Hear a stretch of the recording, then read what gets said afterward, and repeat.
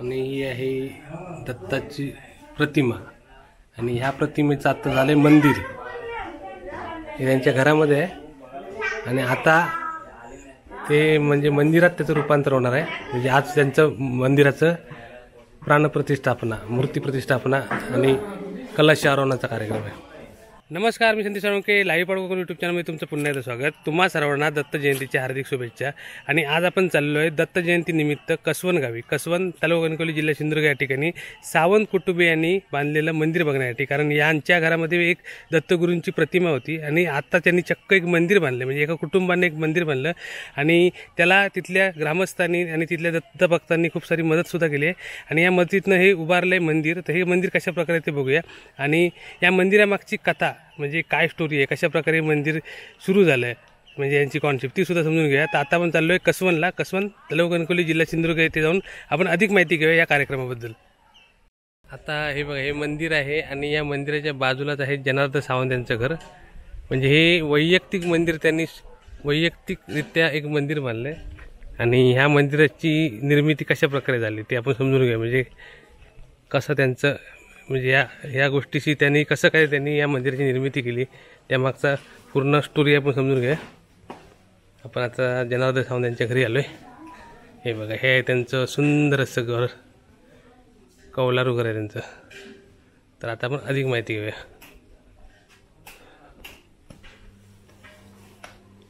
आता आपल्याबरोबर नारायण जनार्दन सावंत. नमस्कार. आम्ही तुमचा कार्यक्रम बघायला आलो. म्हणजे हे तुमचं वैयक्तिक मंदिर आहे ना? मग कशी काय निर्मिती केली या मंदिराची? म्हणजे आमचे पूर्वज पंजोबा होते, ते दत्ताचे भक्त होते.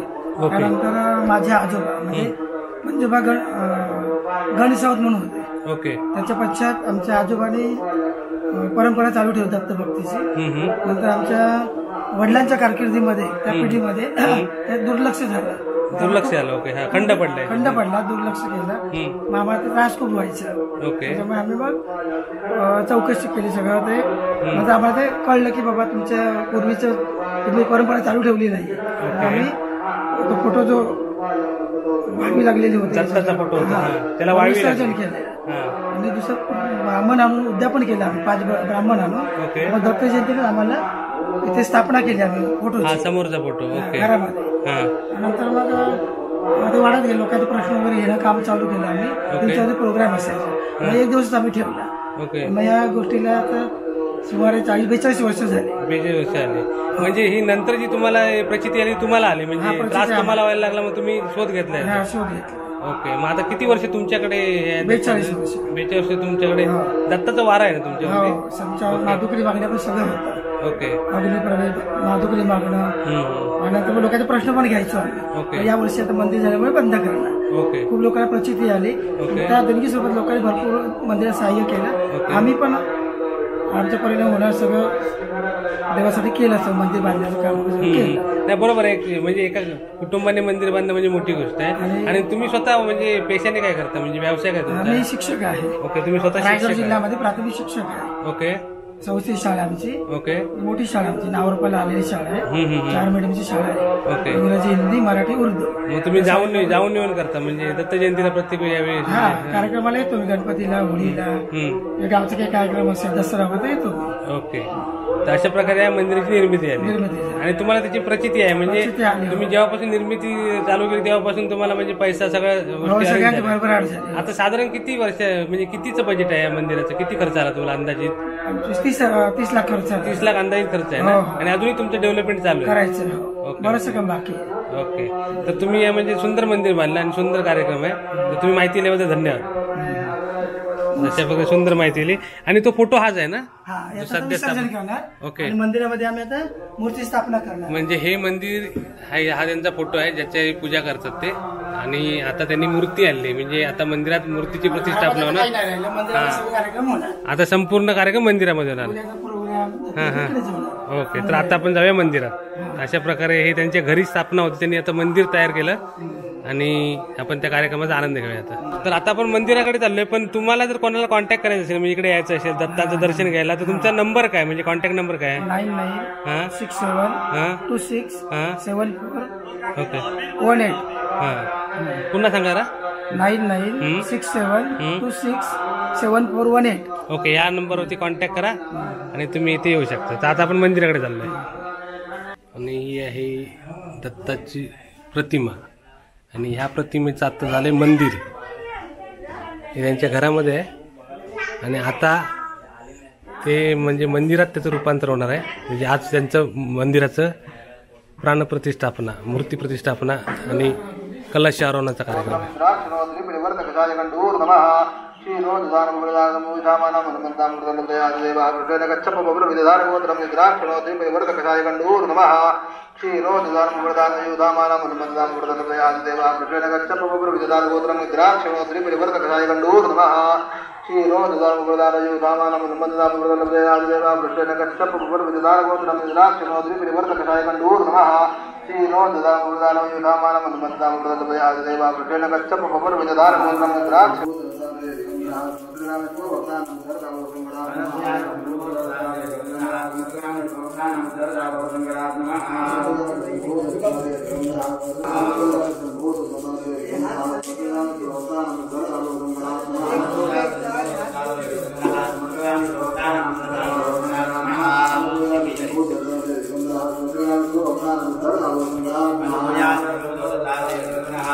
मंदिराच्या या बाजूला महाप्रसादाची व्यवस्था आहे. जवळपास 500 लोकांचं जेवण बनणार आहे.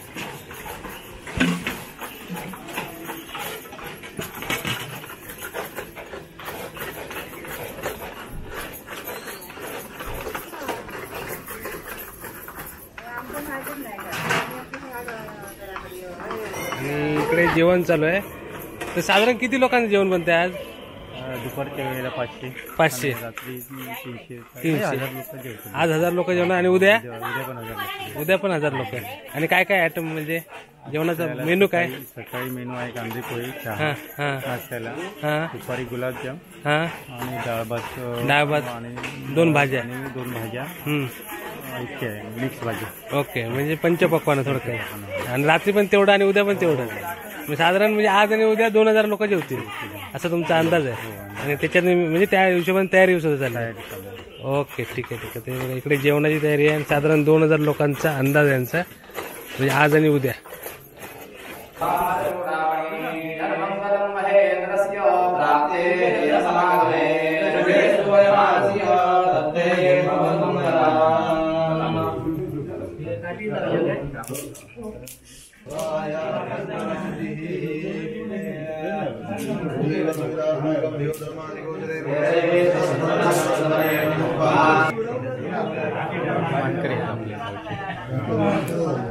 घेतले या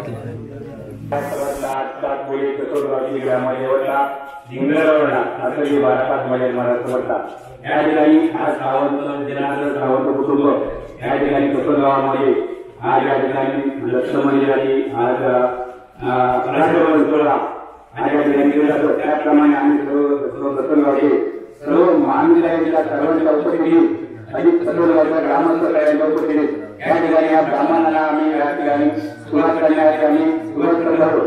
त्याप्रमाणे आजही बारापात महिला या ठिकाणी आजून काय त्या कुटुंबाच्या आतून काय तुमच्या क्षमा करून हा त्यांचा कार्यक्रम चालू असला तो कार्यक्रम निवडून पार करून आज या ठिकाणी आज आपल्याला बारापात देवता थांबलो त्यांचा हा कार्यक्रम निवडून पार करून आपल्याला पाहिजे करून या आपल्या दत्त कृपा थांबलो आज तुम्हाला रस्त्याला प्रयत्न लागलं त्यांचा कार्यक्रम निवडून पार करण्यात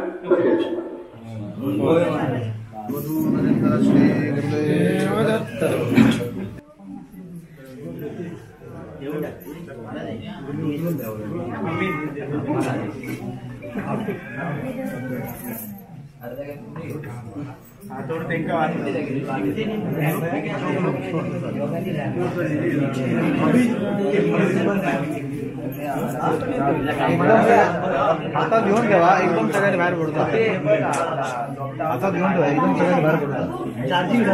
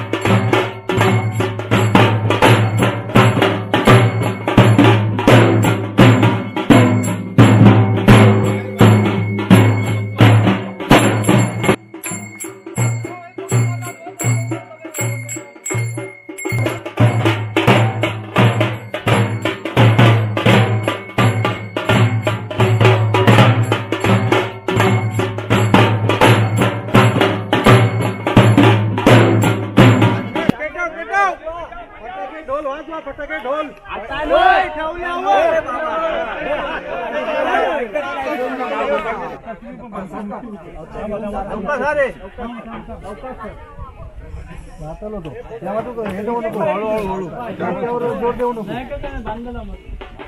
वस्त्र सोडला की काकान घालतं सांगा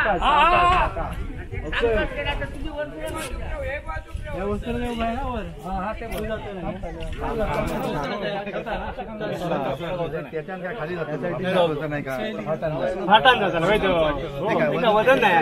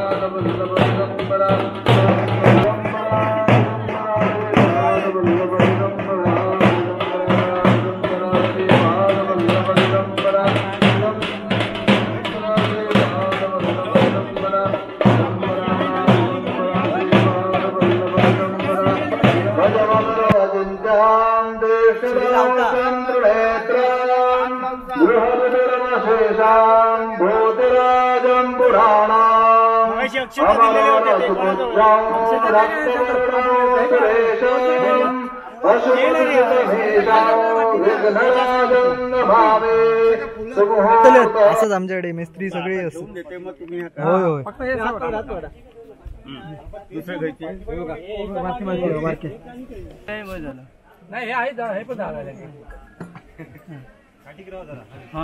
काठी एक पकडा बांधलेली आहे 2 ठिकाणी एका धारा रे एका बाजूला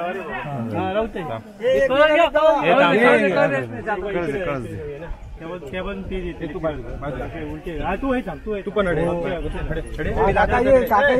जाऊन देत काका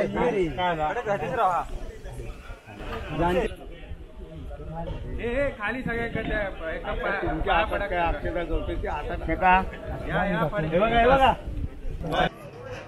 ओके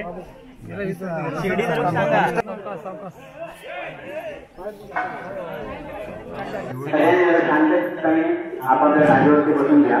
कालपासून गुरुजींनी काय कार्यक्रम केलेला आहे तो तुम्हाला सांगणार. म्हणजे गुरुजी आले काहीतरी बडबडी तुम्ही बाहेर माझ्या मनात घेत असं काय केलं संबंध पाहिजे.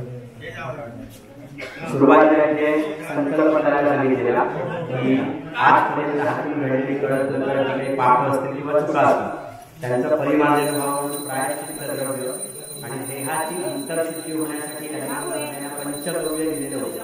त्याच्यानंतर देवतांना विडापांना करून त्यांना आमंत्रण दिलेलं. नंतर कुठलंही धार्मिक कार्य असेल तर त्याला संकल्प करावा लागतो. या देवाचं जे सत्व आहे ते शतगुणीने वाढून इथे येणारा कुठलाही भक्त विनमुख जाता कामा नये. तो देवाजवळ जे मागे देवाने ज्या इच्छा त्यांच्या नवसाची पूर्तता करणे शक्ती देवामध्ये येण्यासाठी आपली भक्ती एवढी व्हावी लागते. म्हणून मग हे त्याचा संकल्प केलेला की खर्चा करतोय देवामध्ये देवताला येण्यासाठी. पहिल्यांदा गणपतीचं पूजन, त्याच्यानंतर वरुणांचं पूजन केलेलं. वरुण पूजन झाल्यानंतर मातृकांचं पूजन केलेलं. मातृकांचं पूजन झाल्यानंतर देवनांनी श्राद्ध केलेलं होतं. ते झाल्यानंतर पितरांची आठवण करायची असते ती काढलेली. त्याच्यानंतर इथे देवता स्थापन गुरुजींना एक सुपारी दिलेली की जसे देवांचे गुरु बृहस्पती आहेत तसं धार्मिक कार्याचा मुख्यमंत्री तुम्हाला नेमतोय. तुम्ही माझं एक काम पूर्ण करून द्यायचं आहे. कुठल्याही कीर्ते गुरुजी म्हणून काम करू शकत नाही म्हणून आम्ही प्रतिवचन दिलेलं की आमच्या गुरुजीने जसं आम्हाला शिकवलंय तसं उत्तमरित्या तुमचं काम तुम्हाला आम्ही पूर्ण करून देण्याचा प्रयत्न करू. त्याप्रमाणे संपूर्ण प्राकार शुद्धी केलेली. पिवळी मोहरी, लाह्या, पंचगव्य आणि साधं पाणी संपूर्ण हा देवाचा परिसर आहे तो आतून बाहेरून शुद्धीकरण करून घेतलेला. त्याच्यानंतर इथे देवता मांडलेले आहेत, प्रासाद वास्तू. जसं आपल्या घराची वास्तुशांत असते तसं देवाची प्रासाद वास्तू म्हणतात त्याला. ते वास्तुमंडळ ब्रह्मादी मंडळ, मुख्य देवतेचा आसन, ब्रह्मादी मंडळ आणि इकडे ग्रहमंडळ, असं त्या सगळ्यांच्या मंडळांची वेगळा करून त्यांचं आवाहन पूजन केलेलं. आणि त्यांना खाद्यपदार्थ, कुणाला तीळ, कुणाला तांदूळ, कुणाला समिधा, दूध साखर घातलेले तांदूळ, असं त्या देवतेपर्यंत अग्नी पोचवण्याचं कार्य करतात. अग्नीला देवांचा दूध म्हटले म्हणजे त्या अग्नीची स्थापना करून त्याच्यामध्ये हवनाचा कालपासूनचा कार्यक्रम आपण केलेला. संपूर्ण हवन वगैरे झाल्यानंतर वरती शिखर कलश वगैरे त्याची स्थापना वगैरे करून त्याच्यामध्ये तत्व चढवले देवांची आणि त्याची वरती स्थापना केलेली. आतमध्ये दत्तगुरूंच्या वरतीची स्थापना केलेली आहे. आता इथे बलिदान सुद्धा केलेलं. जसं चांगल्या देवतांना तुमचं केलेलं तसं वाईटही देवतांना करावं लागतं, म्हणून इथे क्षेत्रपालाचं पूजन केलेलं. ते बलिधारी वगैरे घेऊन गेले. तो कार्यक्रम झाल्यानंतर आता इथे पूर्णाहुती वगैरे होणार. म्हणजे क्रीडामुली वगैरे त्या लाकडामध्ये असलेली मारली जाते, एखादी आहुती कमी जास्त होते किंवा त्या आहुतीमध्ये सुद्धा खेळात वगैरे कुठे किडमुंगी मारलेली होते, त्यांचा दोष लागू नये म्हणून पूर्णाहुती, ते पूर्णाहुतीचा कार्यक्रम होणार. आता त्याच्यानंतर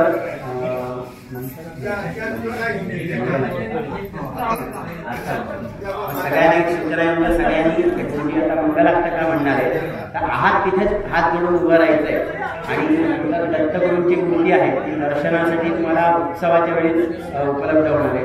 तोपर्यंत आम्ही ती उत्सव मूर्ती म्हणून छोटी मूर्ती ठेवलेली ती चौरंगावरती ठेवणार, त्याचं दर्शन घ्यायचंय सगळ्यांना.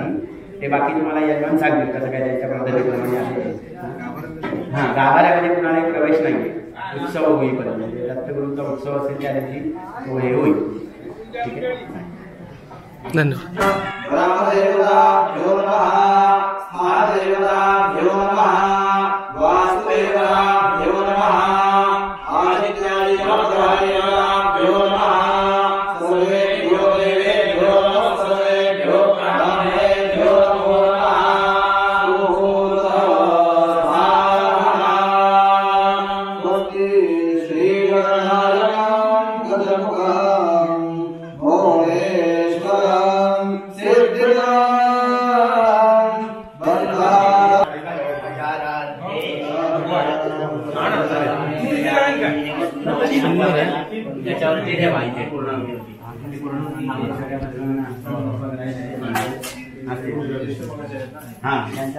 या यजमान तुम्ही या जरा इकडे.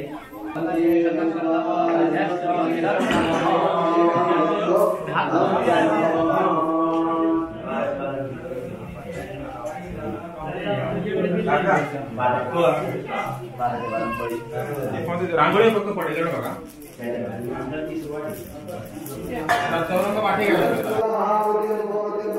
आता पूर्णाहुती चालू आहे.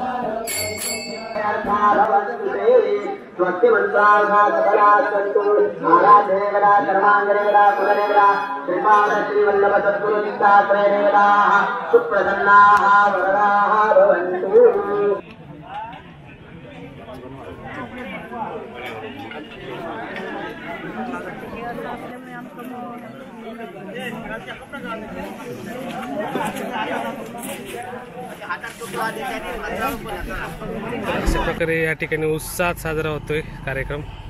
सुंदर. आणि आता महाप्रसाद झाला आणि सर्वजण महाप्रसाद घेऊन इथे बसले. कसं होतं जेवण? खूप छान होतं जेवण. एकदम सात्विक जेवण आणि सुंदर कार्यक्रम झाला आणि सर्वांनी कार्यक्रम एन्जॉय केला.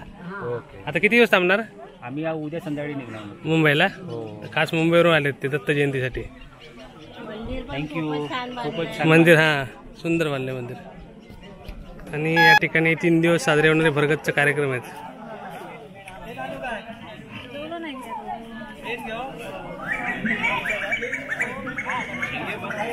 नाही नाही.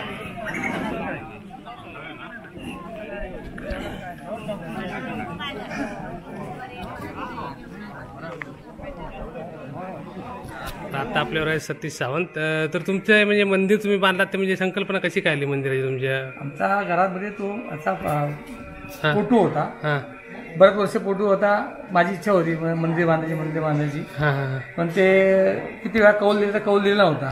ओके. पण थोड्या दिवसांनी आम्हाला त्यांनी कौल दिला पुढच्या वेळेला. हां. मग मला कौल दिला तर मी माझी मुलगी आर्किटेक्ट असल्यामुळे तिने तो प्लॅन म्हणून दिला. ओके. आणि मग तो विचार संगमाकडे आली की हळूहळू ते होतच आला. Okay, okay. याच्यामध्ये आणि याच्यामध्ये हे तुमचं आता वैयक्तिक मंदिर आहे, फक्त गावाची तुम्ही म्हणजे थोडीफार मदत घेतली. मदत गावाची मदत म्हणजे दत्त भक्तांची मदत घेतली. मग आता तुम्ही खास मुंबईवरून आला कार्यक्रमाला? नाही. कार्यक्रम म्हणजे मी 8-8 दिवसांनी येऊन काय हे कार्यक्रम ओके. तुम्ही येत जात होता सारखे? ओके. ते मंदिर पुरं करून घेतलं. सगळी माणसं मुंबईवर बोलून काम बिम करून हे सगळं. मग आता तुमचे पाहुणे आणि कोण कोण आले सध्या? हे माझे मित्र वगैरे आले. ओके. हां हां. हे सर्व मुंबईवरून आले. कसं वाटलं तुम्हाला? खूप छान वाटलं. मामा पण ऐकून होतं फक्त. हां. यांनी एवढं म्हणजे मंदिर तयार केलं आणि वैयक्तिक ते पण. हां फोटो बघायचे व्हॉट्सअपवर. हां हां हां. आणि आता बघून खूप भारी वाटतंय. हां हां हां. आणि खास आम्ही त्यासाठीच आलो कार्यक्रमासाठी. मग आता उद्यापर्यंत थांबणार पूर्ण शेवटपर्यंत आहे. दत्त जयंती करणार? ओके. तुम्ही कुठे आला मुंबईवरून? मी मुंबईवरून लालबागवरून. लालबागवरून. ओके. आणि असे किती लोक आले तुम्ही म्हणजे पूर्ण मित्रमंडळी? 60-70 जण आले. 60-70 जण आले म्हणजे संपूर्ण परिवार, पाहुणे आणि मित्रमंडळी मिळून. ओके. तर अशा प्रकारे मस्तपैकी एन्जॉय करतात आणि सुंदर मंदिर बनवलं आहे बघा. आणि हे खाजगी मंदिर असून पण एवढं सुंदर बनवलं. आपण आता आलोय महाईसवटी मंदिराकडे. हे सुंदर सभागृह बांधले.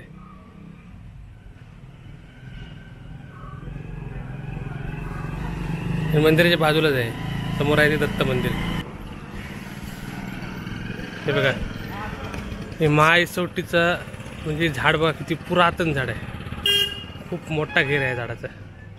हे बघा. खूप साऱ्या पारंब्या आहेत झाडाला. असं आहे हे श्री क्षेत्र महाईसवटी. दत्त मंदिराच्या बाजूलाच आहे.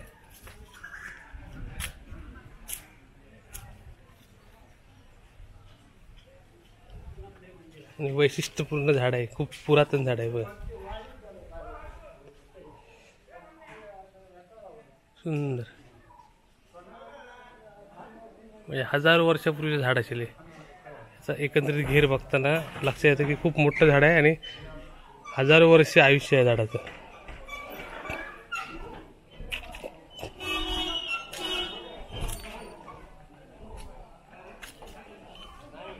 सुंदर. वरती बघा केवढा मोठा घेर आहे. संपूर्ण झाडं ना इथून जे झाड चालू झाले ते पुढेपर्यंत पारंब्या म्हणजे जवळपास 20 फूट रुंदी आहे इथपासून इथपर्यंत. म्हणजे त्या पॉईंटपासून यापर्यंत. आणि तेवढंच वरती सुद्धा आहे बघा. खूप पुरातन झाड आहे.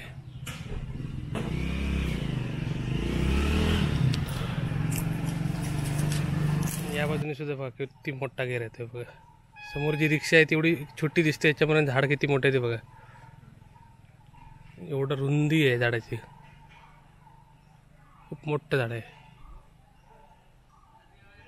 तर अशा प्रकारे आहे निसर्गरम्य कसवनगाव. मस्त.